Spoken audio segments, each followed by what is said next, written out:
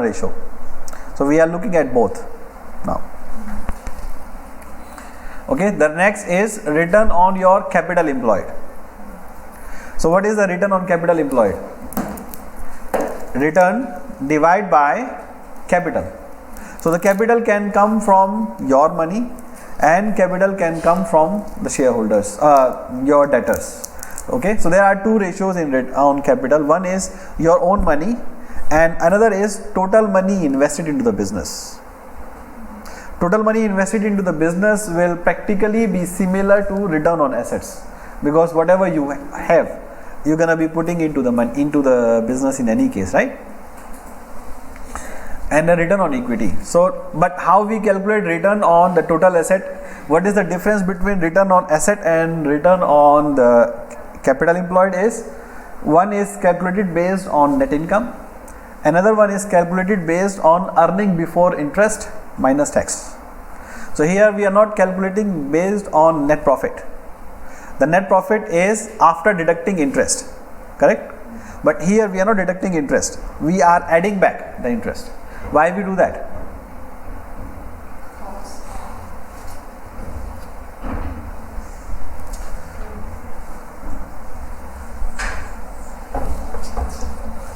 Okay, I give you an example, just a total example. Let's say the company is making 1,000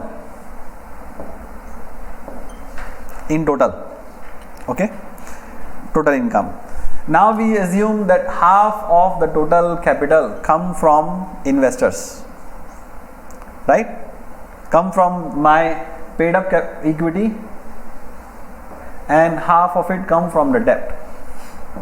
And to debt I am paying 400.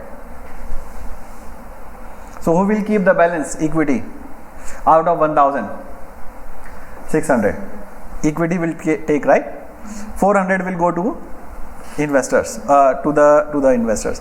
But when I need to calculate the income, as I said earlier, if you take money from loan or you don't take money from loan, doesn't matter on the business operation, the 1,000 will still be there.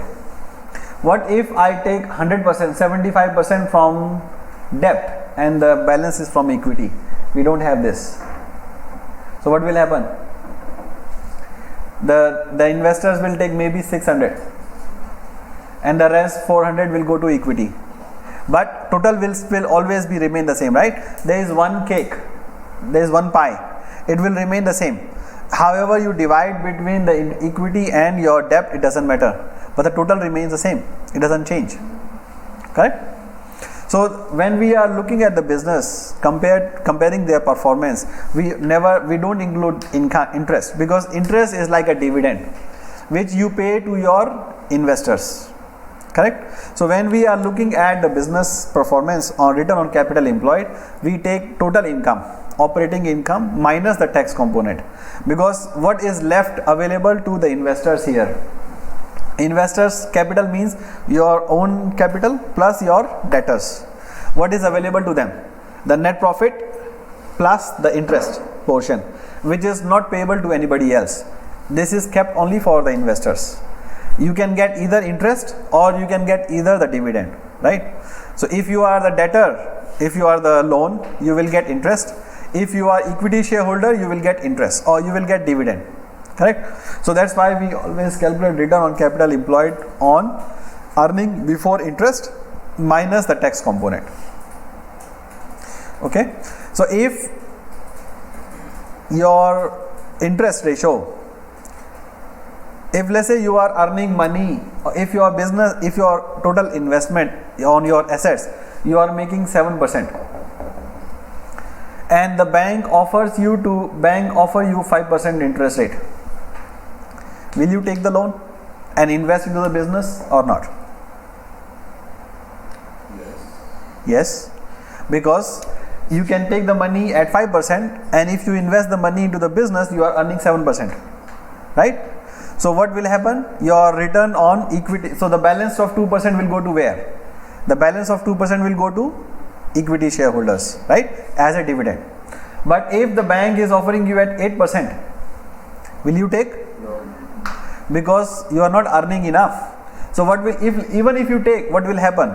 The difference of 1% will go from where? Again from the equity shareholders, right? So the return on asset will tell you how much you are earning on your assets, and return on the capital employed is just a total return. But if you are able to get the debt cheaper than return on asset, you will invest. You will take the loan and invest into the business. But if your return on asset is lower than the cost of debt, you will never take the return. So when you are evaluating any loan decision, so how will you evaluate? You will check, if I invest this money into the business, what is my interest? What will I be able to make? If I am making more than the interest earned, then it's okay, I can invest.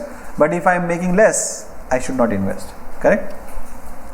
And that affects your return on equity. Final. What is the return on equity? So return on equity is whatever is the net amount, net income, divide by my equity value. Correct? But so you will check if let's say your company is listed, you will check book value, or you will check the market value. Let's say you make an investment into a public company. The public companies, their initial investment is 1,000. Now in their market they earn 2,000. Their value is 2,000. So how will you calculate return on equity on 1,000 or 2,000? 2,000. From the investor's point of view, 2,000, because it's for future investment, right? If I am making an investment, I need to pay 2,000. Okay, if I buy this company. But from the existing owner's point of view, they will use 1,000 because that is what they paid for. That's their cost. They don't care about the market, right? So it depends on who is evaluating return on equity. So the ratios here, how you evaluate, the formula can change. Somebody will tell you that, oh, no, not the return on net income. You should actually look at the cash, because net income is affected by the depreciation, is also affected by the interest, is also affected by the other provision for tax and other things. Don't look at them. Correct? So it depends on how you want to use the ratio, how you want to analyze, what do you want to achieve. The formula can change, but the idea behind the ratio will remain the same. Okay, it will tell you the return on investments, return on your assets, and will also help you to if you analyze these four ratios together, it will help you to analyze if the company is able to use their assets efficiently or not, or are they using all their assets into the business or not. Okay, clear? Excellent. There is one small